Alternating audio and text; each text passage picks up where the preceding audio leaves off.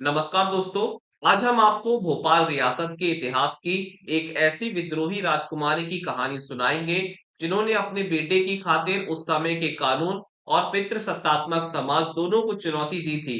हम बात कर रहे हैं भोपाल की अंतिम वारिस राजकुमारी आबिदा सुल्तान की।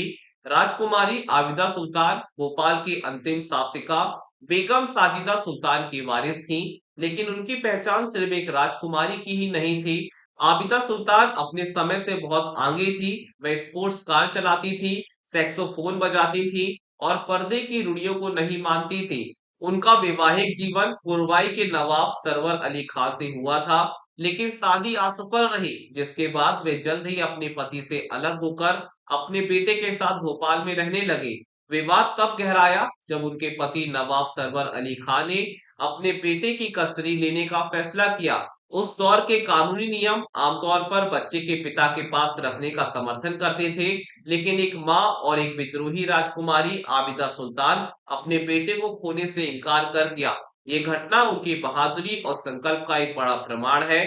जब नवाब सरवर अली खां अपने बेटे को लेने के लिए भोपाल पहुंचे, तो आबिदा सुल्तान ने एक असाधारण और उग्र विरोध दर्ज कराया। उन्होंने बिना डरे अपने पास रखी पिस्तौल या रिवॉल्वर अपने पति पर तान दी। उन्होंने सीधे चुनौती देते हुए कहा, मुझे मार दो या मैं तुम्हें मार दूंगी, लेकिन मैं तुम्हें अपने बेटे को नहीं ले जाने दूंगी। आबिदा सुल्तान के इस जानलेवा विरोध के सामने उनके पति को मजबूरन पीछे हटना पड़ा और वे उस समय अपने बेटे को वापस नहीं ले जा पाए।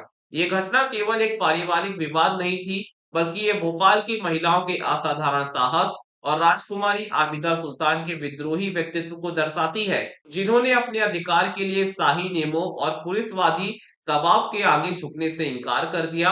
बाद में उन्होंने भारत विभाजन के बाद पाकिस्तान में जाने का फैसला किया और वहां की सिविल सेवा में महत्वपूर्ण योगदान दिया।